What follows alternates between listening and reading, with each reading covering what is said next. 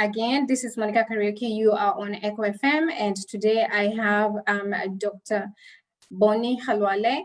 And Dr. Bonny Khalwale had already introduced himself, and we talked about his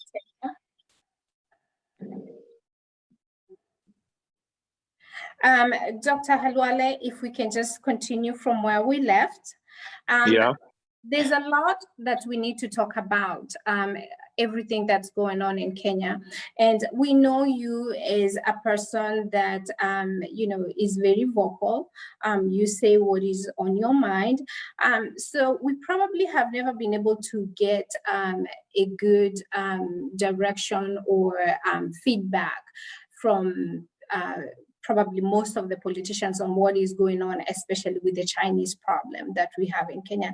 So let's just talk just a little bit about the Chinese problem. SGR, which is the standard gauge railway, is Kenya's most expensive infrastructure with a cost of 3.6 billion.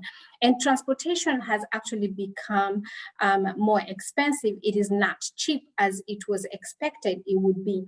And also too, because of this debt, Kenya is risking losing the Mombasa port.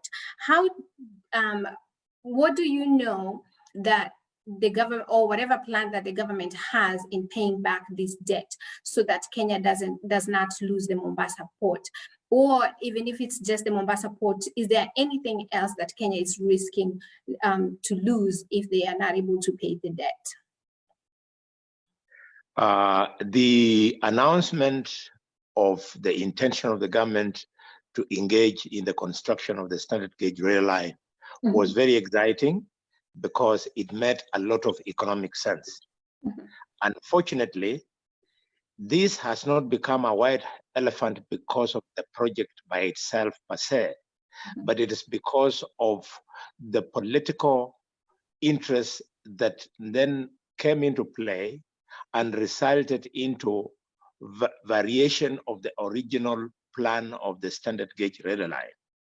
Originally, the rail line was a project that should have been developed as an East African community project, meaning it should have run from Mombasa to Nairobi, to Malaba border, to Kampala, to Chikali, and then another wing or limb to go to Juba in South Sudan. This would have had the effect that the transportation of goods, which is the most well-paying return on this, in the utilization of the standard gauge rail line, would transit from Mombasa all the way up to Rwanda and Bujumbura in Bujumbura in Burundi. But because it was not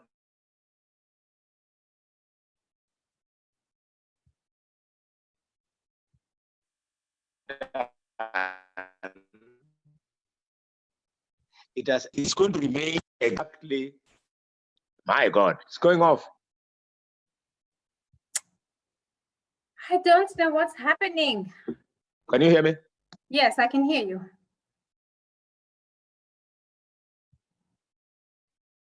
Can you hear me? Yes, I can hear you, Senator. Can you hear me? Yes, I can hear you. So I was, the only way the standard gauge rail line would have been economically viable is if it had completed the original route.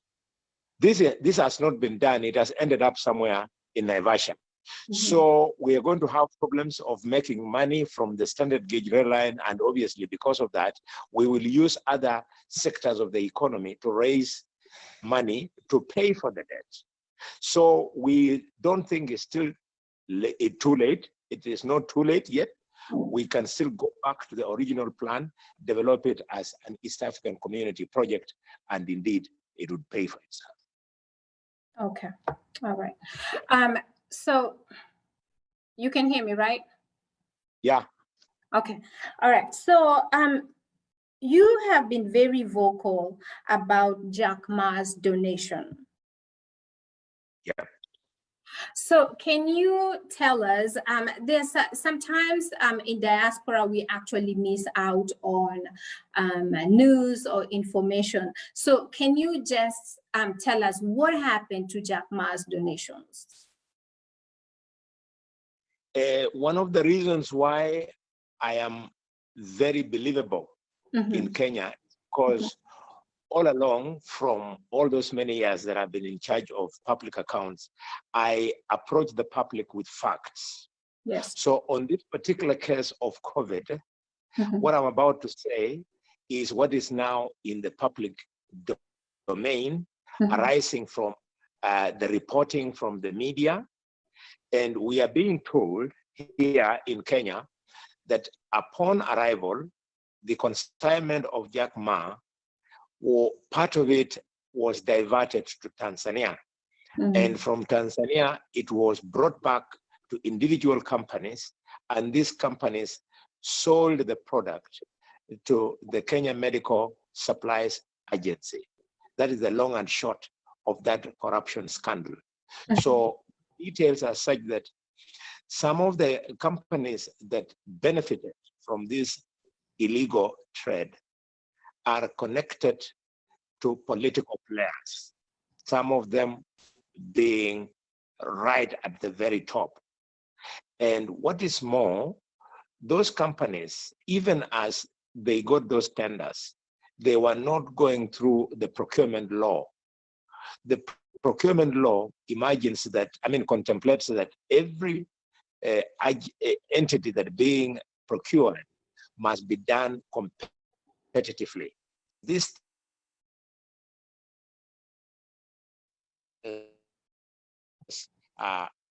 invited a lot of corruption. We have shameless cases of companies who have been given with no track records.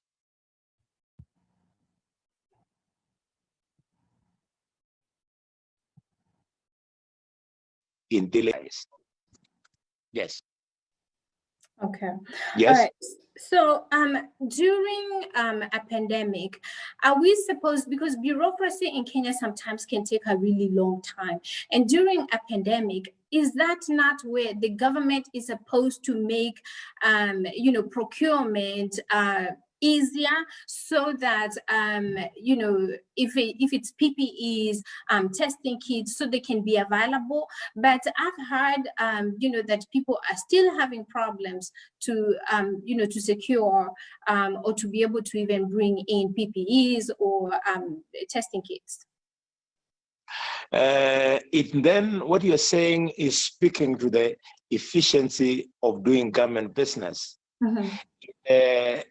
Public Procurement and Disposal Act, there are provisions that allow a product or an entity to be procured expeditiously. And when you look back to what was done in this particular case, the steps which are expected to be observed were not observed.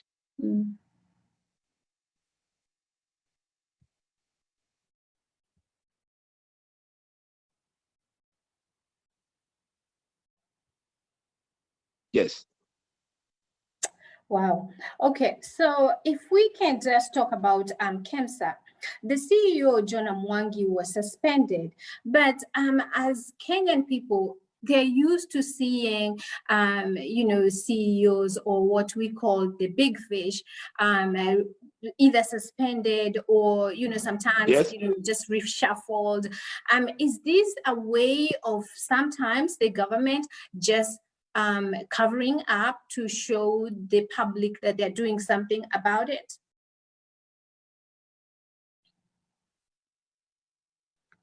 Yes, the communication is fairly poor now. You're saying the government? Okay, so I'm saying KEMSA CEO, John Mwangi, was suspended, correct? Yeah. Okay, so as Kenyan people, we are used to seeing sometimes just reshuffle in case corruption has happened. And most of the time, it just doesn't go beyond the reshuffle of suspension. You know, it just ends there. Is that a way of the government showing its people that it's actually doing something about it, but then, you know, it will be swept under the rug in the end of it? Precisely. Asking this CEO to go away has two sides. One side of the coin is that, yes, they want him to step out of office so that the investigating agencies have access to all the documents, which would be a good thing. But on the other hand, it could be that they are doing this so that the guy does not make a disclosure of the pressure under which he must have acted from politicians who obviously were pressurizing him to award tenders to politically correct companies. Yeah. So can you talk to us about witness intimidation, or even senators sometimes are intimidated? That one is there for all who care to see. In fact, the latest was seen when leaders were being arrested. I think 3 senators were arrested recently. Right. It was to the observer, you might think that they were being arrested for any other reason other than COVID. But at the end of the day, when you bring all the factors on the table, you find that the trail goes back to KEMSA, the trail goes back to the corruption scandal within the committee that is responsible for handling the funds for fighting Corona. Yes. Okay. All right. So I want to. Okay, so is Kakamega ready for in the fight of COVID? Because I have seen a video of a woman that was sent back, that was not in Kakamega, but she was sent back because this particular hospital could not take care of a COVID patient. So is Kakamega ready to take COVID patients? Is the hospital in Kakamega ready to take patients? It's amazing that Kakamega, the governor of Kakamega, is the chairman of the Council of Governors. And he is right on the front line. I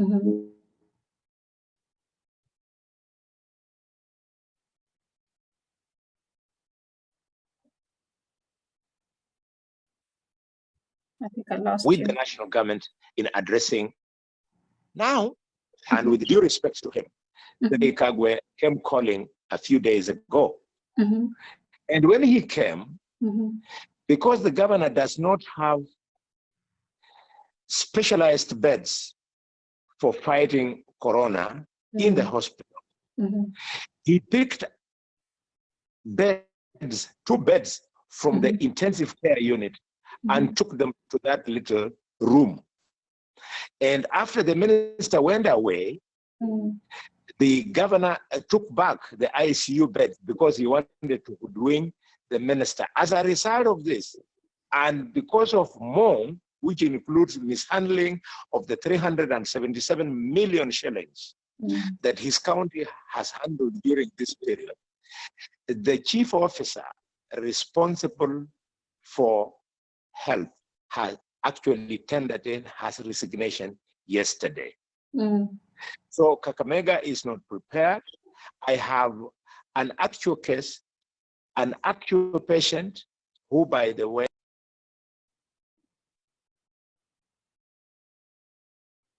this patient was diagnosed in Nairobi to be positive.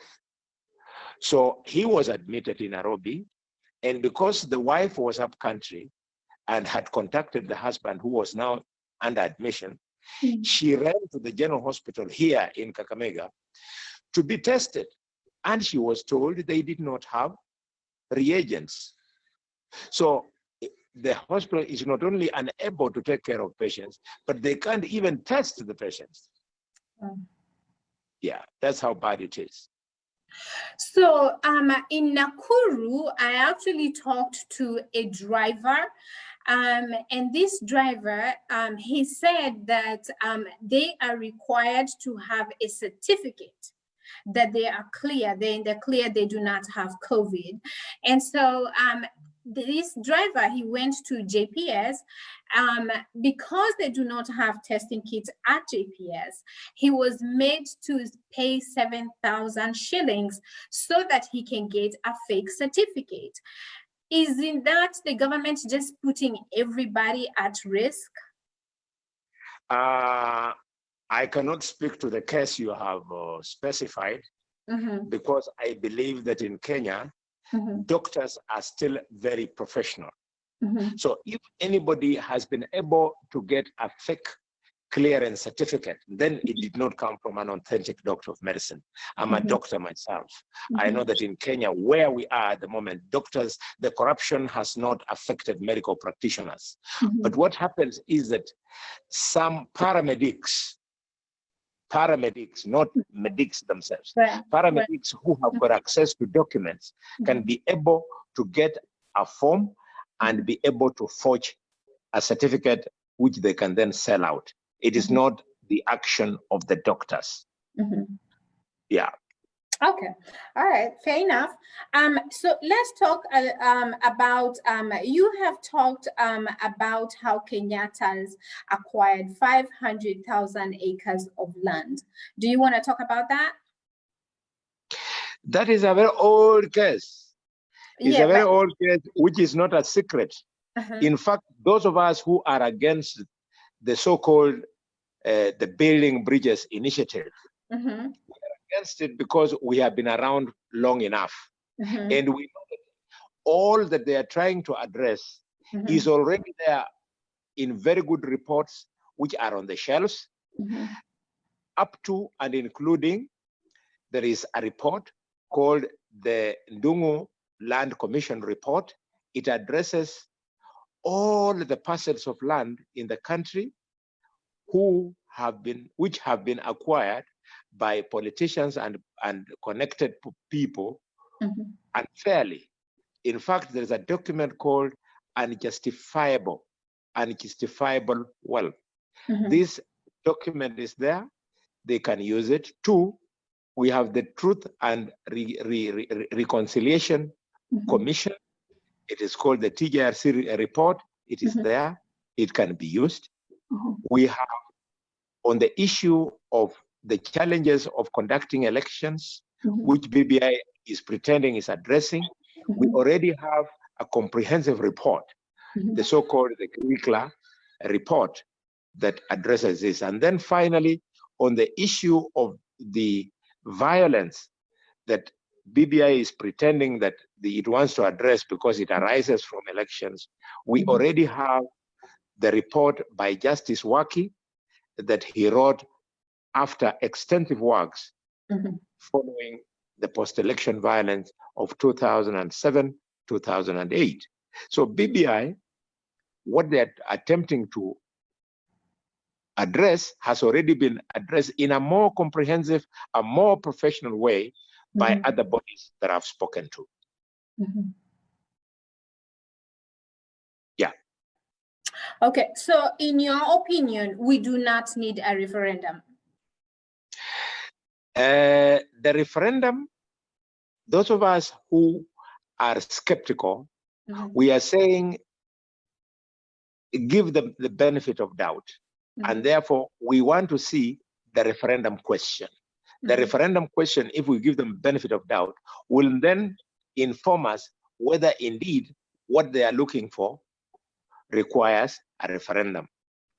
And because we are practitioners in the political arena, we know that all this hula baloo is because they are afraid of facing Kenyans and saying the only reason why we are saying these things is because we want to amend the structure of government so that we expand, we create positions that can be shared amongst the Zions of the powerful political families in Kenya.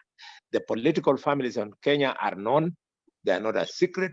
It is the Kenyatta family. It is the Jaramogi family. It is the Moi family. So they want to ensure that the three families are taken care of. And because we have other hungry hyenas all over the place who are going to be looped in to be given some of the positions, so that you have a coalition of families and a coalition of the 5 top tribes of Kenya. We are against this nonsense because Kenya is a country with 42 to 45 communities. So if you create a constitution that allows only the 5 most populous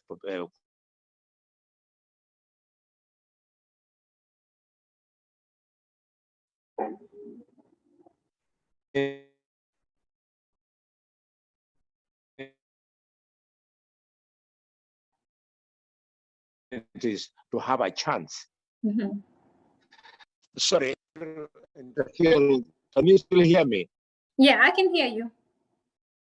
Yes, so if you create a constitution that only the players from the 3 top families, and by a little bit expansion, the top 5 tribes in Kenya, how about the balance of the 38 to 42 families that are smaller and still have very useful leaders who are not, by the way, any less Kenyans than the rest of the others? So it's nonsense which we must defeat. And if it comes up, I don't think the people of Kenya will accept.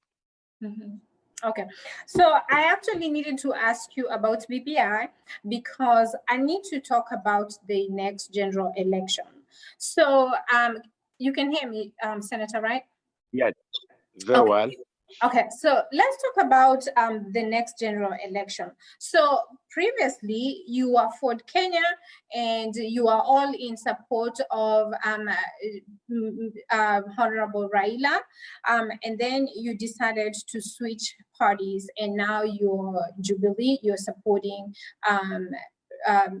Vice President Ruto.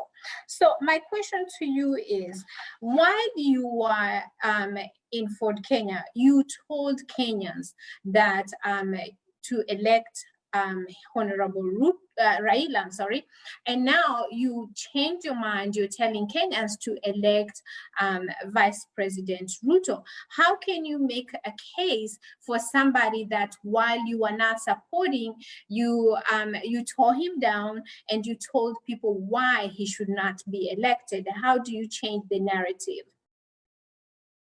The presidential candidate in 2017 was Uhuru Kenyatta. And for Jubilee. And on our side, it was Raila Odinga. Granted, they had running mates, but the principal players were Raila and Uhuru. So now, after the election, and after we had gone through so much pain, so much sweat, so much blood, and so many deaths, Raila jumped overnight and said that there was nothing wrong with Uhuru. He wanted to work with Uhuru. It changed the entire political ecosystem to the extent that because we did not believe in what he had done, we had now to make special rearrangement so as to allow us to continue practicing politics. And the best way to do it, in my case, was to follow the truth. And the truth is, unless they twist Kenyans, Honorable Uhuru will retire forever in 2022. And Honorable Raila will have to fight it out to become president. Honorable William Ruto, just like all of us, is aspiring to become president. And because the contest has shaped to be a clear fight between Raila and Ruto, you would be out of your mind as a person who was right at the top to believe that Raila, who jumped and conned over 6 million Kenyans, can then all of a sudden have anything to offer. So we have decided to bridge the generational gap. We have decided to play the principle of equity and equal opportunity by allowing a candidate who comes from outside the three dynasties to have a chance to become president, on the understanding that that will be the biggest dream of saying that every Kenyan child has equal access to opportunity. Thank you. Okay, but how do you then explain to the Kenyan people, especially your Kakamega people, how do you explain to them? Because you said that you one time actually challenged the vice president to declare his wealth. You mentioned that how did he acquire the Dolphin Beach Hotel, 4 helicopters, you know, his 1.2 billion house.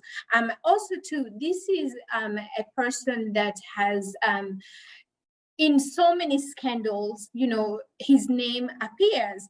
How do you now convince Kenyans that this is a better man, of the same man that you said, you know, probably needed to show people his wealth? How do you convince Kenyans that?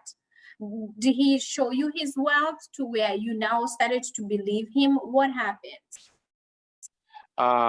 Where you live, the owners of English say, if you want to kill a dog, you start by giving it a bad name. The questions I asked the deputy president were fair and they deserved an answer. Round about the same time,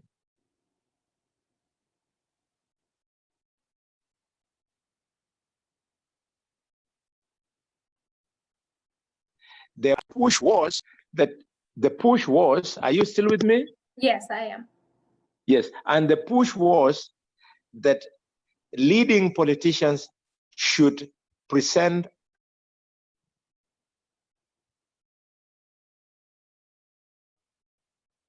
and offer themselves Senate for lifestyle audit. He invited the institutions responsible to come for lifestyle audit. Long before we could even ask whether he had been audited, the entire media fraternity in the country was up telling the country what he owns. But as far as his other competitors are concerned, the media houses never did it because they wanted to give the deputy president, in quotes, a bad name. What did I do? I sat with the deputy president, who is not a stranger to me. We have had our own fights with him in the National Assembly for good reason, in the interest of the nation. And he convinced me on my questions about those things. Up to now,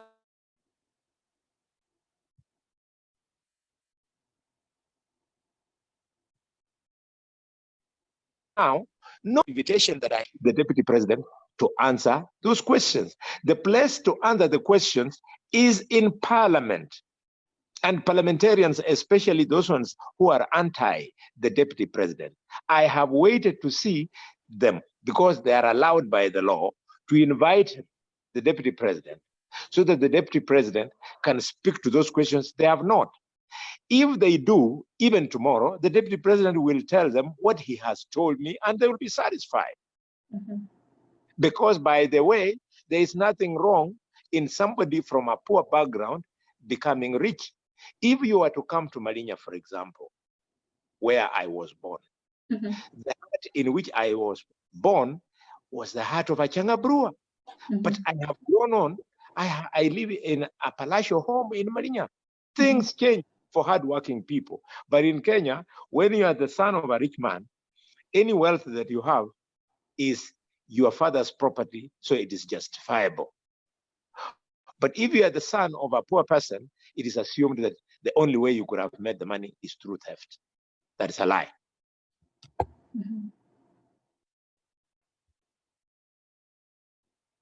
Yes? Okay, I can hear you. So also, you talk about assistance that you got from the then High Education Minister William Ruto to build three polytechnics. So by you supporting the Vice President, are you returning a favor? No, it is just an acknowledgement of a performer. Don't forget, Monica, that the office in which the current deputy president is sitting, three sons of my community have sat there. Mudi Awori was a vice president. Musalia Mudavadi was a vice president and a deputy prime minister. But despite sitting there, they have nothing to point to in terms of empowerment of our people, in terms of development. But Ruto, in the time he's been there, he has given me an opportunity to point on actual issues like the ones you have tabulated and more. So on a scale of 1 on 1, I find him to be a performer vis-a-vis the others who have preceded them. Don't forget that even Raila Odinga was Prime Minister of Kenya for 5 years. Right. And he became Prime Minister courtesy of the votes of Western Kenya region, where I come from. And as Prime Minister, he did not do anything in the region, apart from appointing 2 or 3 of his own close associates to become ministers, and that's it. And those people, when they were ministers, whatever they did, is only Raila who knows. So I would be crazy to go back to our people and tell them support Raila, who as Prime Minister did little or nothing for them, vis-a-vis Ruto, who has opened up roads, tarmac roads in the entire Western province. He has done bridges. He has put up medical training colleges. He's made technical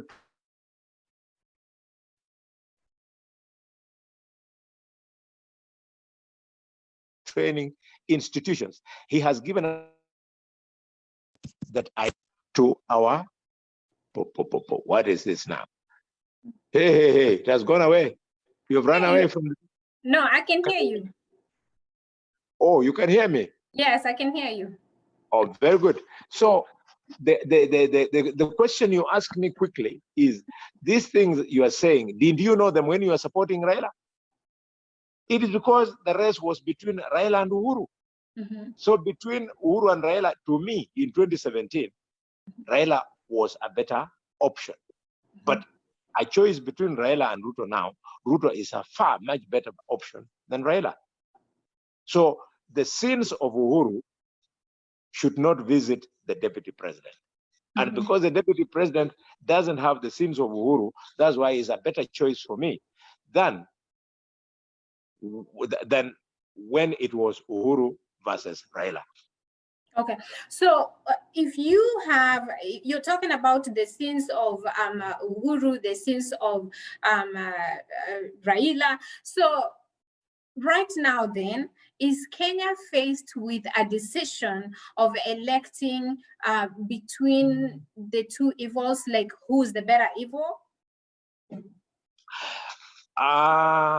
There's nobody who's an angel to start with.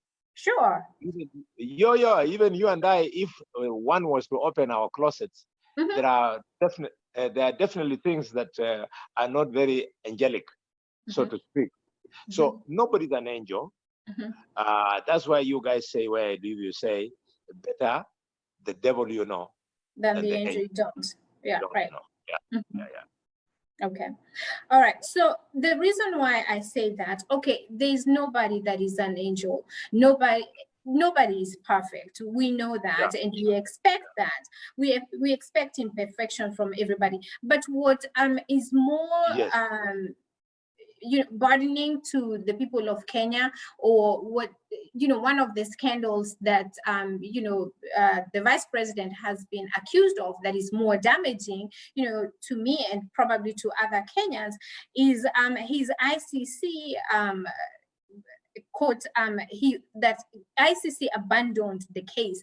He was not prosecuted, but he was not acquitted either because of witness tampering. So what do you say to that? I mean, are people supposed to be worried about that? Are people supposed to be scared?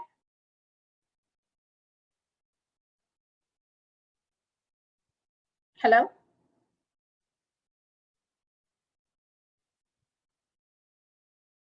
Senator?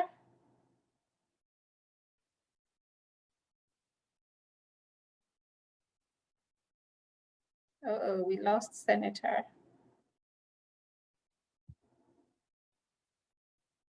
Senator, can you hear me? Okay. It seems like we lost Senator. Yeah, we lost him. Let me see if I can get him back. I am so sorry, you guys.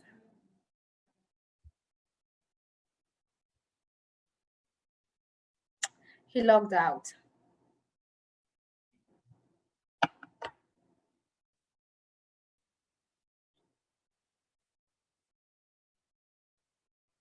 He logged out.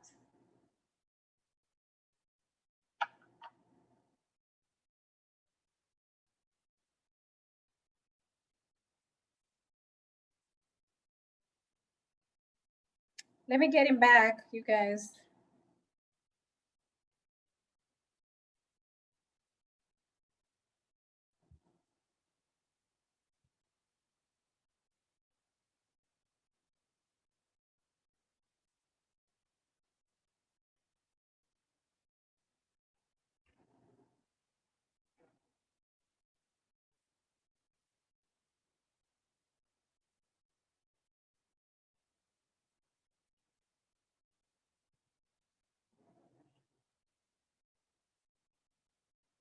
Okay, I don't know what happened to the senator, but I can see you guys have a lot of questions, and I was going to ask him all these questions. I'm sending him a message to see if I can get him back. This is crazy.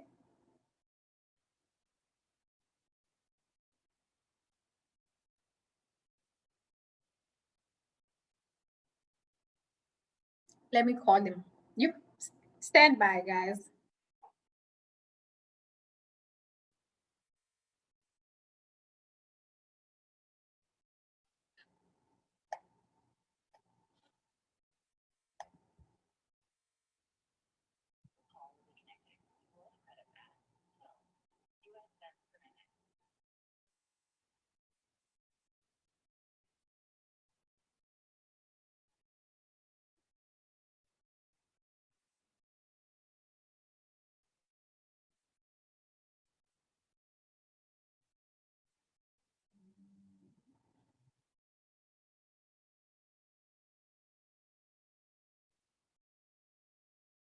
Okay, I think he came back. Let me see.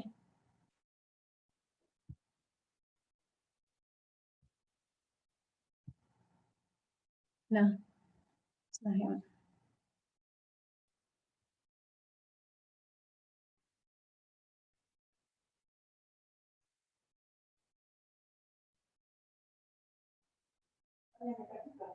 I don't know what happened. I'm a talker.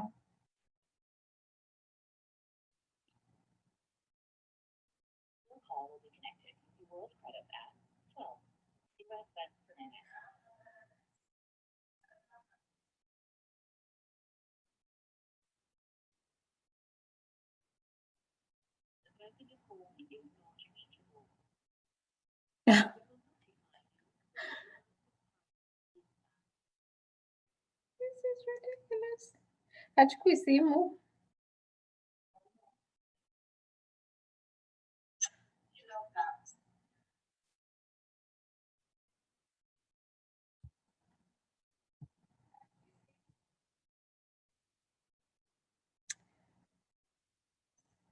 Actually.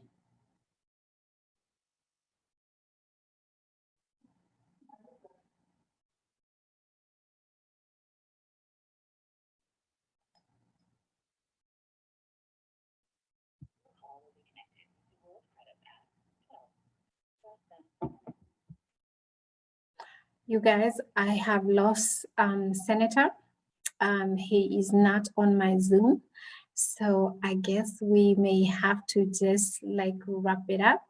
I see I've been someone has been sending me your messages and your questions.